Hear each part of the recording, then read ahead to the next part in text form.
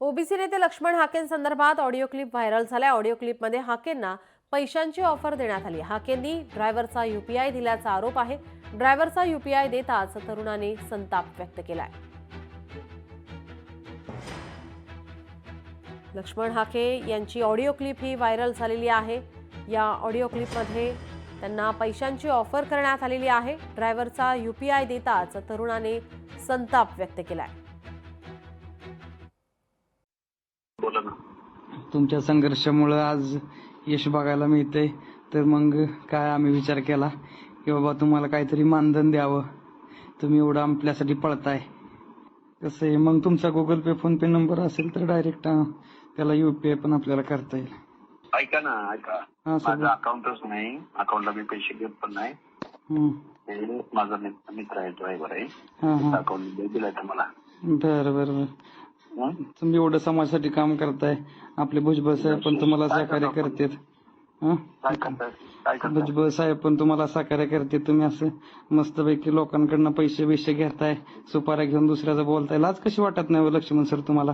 जनाच्या ना मानाचे समाजाच्या विरोधात तुम्ही भडकताय, एवढं जरांगेला बोलताय, सुपाऱ्या घेताय, मानाच्या ना नानाची लाज कशी वाटत नाही रे तुला?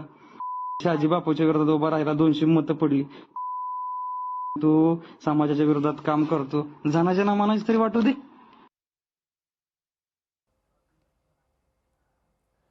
यावर लक्ष्मण हाके यांनी काय प्रतिक्रिया दिली आपण पाहूयात।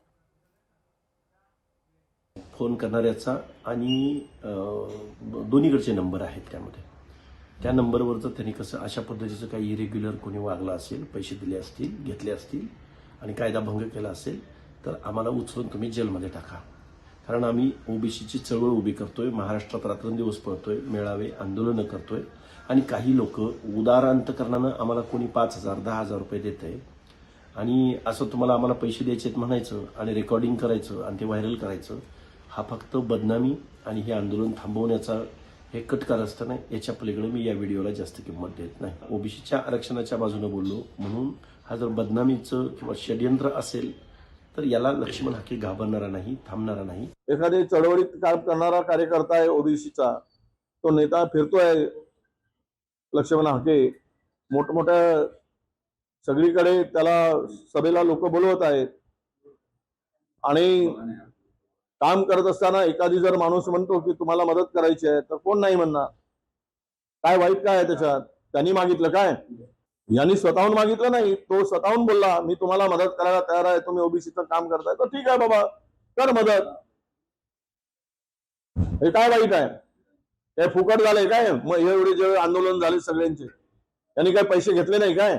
बिना पैशानं आंदोलन केले काय बाकीच्यांनी? त्या लक्ष्मणला बदनाम करण्यापेक्षा।